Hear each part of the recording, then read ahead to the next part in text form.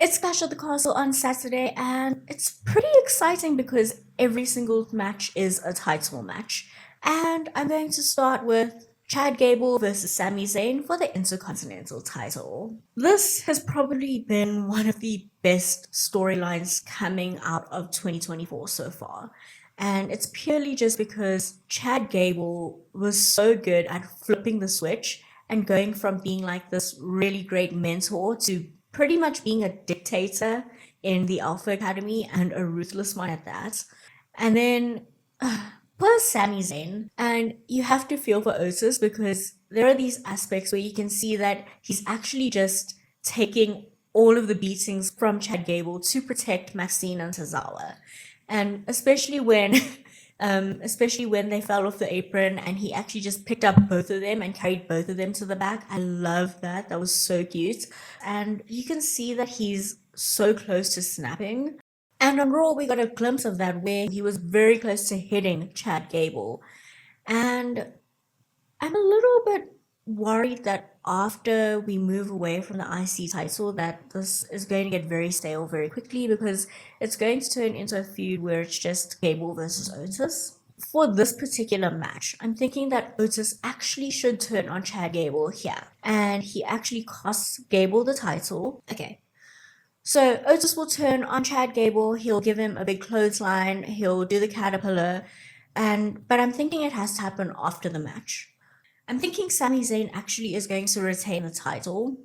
Gable's going to be distracted by quote-unquote coaching. Sami Zayn's going to pick up the win. So it's not going to be a very strong win for Sami Zayn, but Sami Zayn is not the focal point in this particular match. And then Chad Gable's going to blow up on Alpha Academy. Otis is going to snap. From there, we'll have Otis versus Gable, and that's pretty much where the story's going to go. In terms of this prediction, so it feels pretty obvious that Chad Gable is going to lose, and my pick to win this match is Sami Zayn. Okay, moving on to the Women's Tag Team Championship match.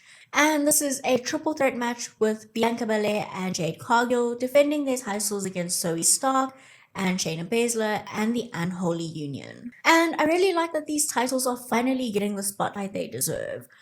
Jade Cargill and Bianca Belair are really going to elevate these titles, which I really like because for so long they've just been in the background and you could see that no one really knows what to do with them. And hopefully this will be a really, really good match for these titles. It's pretty obvious. Bianca Belair and Jade Cargill are going to retain these titles. I don't think that this is the time to take the titles off of them unless Jade and Bianca are going to go into a feud with Bayley or go after the WWE Women's Championship. And speaking of Bayley, Bayley will be facing Piper Niven for the WWE Women's Championship. And Piper Niven hasn't really been built up as nicely as I wanted her to be before even thinking of going after Bayley. There's not a chance in hell Piper Niven is winning this title. Like, I'm sorry, Piper Niven, but there's no chance that Bayley should be losing this, especially when there hasn't really been much of a build to the match. It would really be nice to see what Chelsea Green is going to do with Piper Niven as champion, but now's not the time for that. I'm just going with Bayley retaining here, but either way, it's going to be a really nice home country pop for Piper Niven. Damian Priest versus Drew McIntyre for the World Heavyweight Championship. I'm torn because I feel so bad for Damian Priest because he hasn't had a chance to showcase what he could do as a champion, and he hasn't had the chance to build the title in the way that he wants to build it and in the way that he mentioned in the press conference after he won it. But I'm also really excited for Drew McIntyre because he deserves to have a championship. He deserves to have a really good title run. And then there's also the little finicky bit of Judgment Day and CM Punk is lurking around somewhere. I think this should be a clean one-on-one match. So Judgment Day are banned from ringside, which is great. But like I said, CM Punk is not banned from ringside, and that feud is pretty much one of the best feuds that have been built without two people actually interacting properly. It's kind of just back and forth on social media, back and forth on the mic. And I'm hoping that soon CM Punk is cleared because we need to have this match happen pretty soon, otherwise it's gonna start getting really stale. The question is this feud going to be for the World Heavyweight Championship? On one side, we'll have Damian Priest, and I'm thinking, oh, okay. So on one side, we'll have Damian Priest, and what I'm thinking is that if Priest retains the title, we're going to very quickly head into Finn Balor versus Damian Priest. And I don't really want him.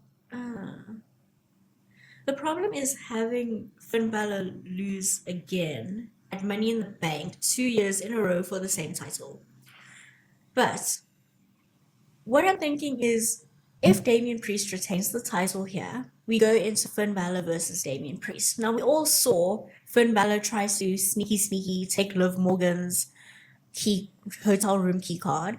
And what I'm actually thinking is that, so Liv Morgan and Finn Balor and AJ Styles, when Judgment Day first came up, that was the crew that was meant to beat the Judgment Day, right? And then Finn Balor did a 180. But what if he didn't really do a 180? What if he's actually been an inside man for Liv Morgan and AJ Styles this whole time? Which would pretty much just have everything fall apart, because everything was just, that would just blow up everything. But what if that was the truth? This would lead to heel Finn Balor versus face Damian Priest, because I actually have a feeling that Damian Priest would be the one to say, well, screw this. Liv Morgan joins Judgment Day, and then, which would be really weird. So Liv Morgan would join Judgment Day, Damian Priest would exile himself from the group, and then it would be Damian Priest versus Finn Balor. And that would be so weird. Okay. Okay, I'm gonna stop myself there with that theory, because the other theory is Drew McIntyre wins, and then we have Drew McIntyre versus Punk going into SummerSlam, which I think is actually the better option. Do we really want to have McIntyre lose in his home country, in his hometown? Like, firstly, the pop for Drew McIntyre will be absolutely incredible in Scotland. Secondly, I don't actually think McIntyre should lose here. I really don't. Like, sorry, Damian Priest. You can go into another different feud without a title with Finn Balor. That's perfectly fine for me. Also, I think McIntyre should actually main event this. Like, I'm sorry for Cody and his I Quit match, but this is Drew McIntyre's hometown. He needs the win here. Like, I don't think there is any way that this crowd is going to go home happy, even after seeing Cody win, if Drew McIntyre loses here. So I think with the mix of Judgment Day having all of that drama with Liv Morgan, all of that drama with Dominic Mysterio, possibly bringing Carlito into the group, which I still don't understand, and having CM Punk on the other side, the cards are actually stacked against Drew McIntyre so well that, as big as Drew McIntyre is, he is the underdog in this match. I'm actually going to do this. Okay. I think Drew McIntyre is actually going to win the World Heavyweight Championship. I actually think I'm going to pick Drew McIntyre here. I think Drew McIntyre should win. We can go into something else with the Judgment Day and have Punk versus McIntyre heading into SummerSlam, which I think is pretty perfect. I think Drew McIntyre is winning. And finally, Cody Rhodes versus AJ Styles for the Undisputed WWE Championship. So pretty much we came back from Saudi Arabia, and we didn't really know what Cody was going to do. I mean, he had that really good match with Logan Paul, and then AJ Styles teased retiring for one full episode of SmackDown. He teased retiring, and yes, I know we all should have seen it coming, because Mark Henry did the same thing, and it feels like Cody and John Cena are having parallel championship reigns at this point. The way that this was done was so good, because we had AJ Styles in a very, very, very pastel blue suit, and then we had him just going, I want to spend more time with my kids. I want to be a phenomenal father. We had Luke Gallows and Carl Anderson, who have been there with him since day one. They had the two sweet moments. And then he calls out Cody Rhodes because his last match was with Cody Rhodes and was one of the most incredible matches of both of their careers. And we even had like AJ Styles being like, I was the big brother to everyone, and calling Cody Rhodes his little brother. I'm sorry, that was probably one of the most perfect ways to restart this feud, to just light a fire under this. And the Styles clash off of the steps was just like the cherry on top of that. And I was kind of just like, Cody even knew that this wasn't his moment because he didn't even come out with the title. Why is this so good? Anyway, it's an I Quit match. And it's very, very fascinating for me in the sense that, is this actually going to be AJ's last match, an I Quit match with Cody Rhodes for the Undisputed WWE Championship? It's adding on a level to this feud that I didn't know I needed.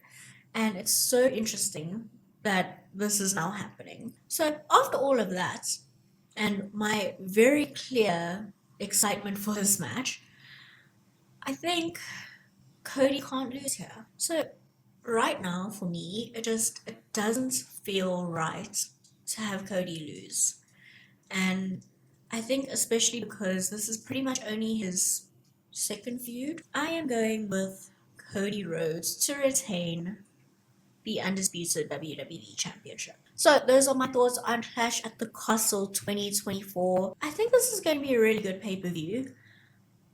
My only question is, what are your thoughts? Let me know down in the comments who you think should win, what you think should happen, if I'm completely wrong. So let me know your thoughts down in the comments below. If you liked this video, please give it a thumbs up. Please do all of those good YouTube things, like the video, leave comments, subscribe to the channel if you're not subscribed, copy the link. I will see you again on Sunday for my recap of Clash at the Castle 2024. And as always, be mindful and be kind.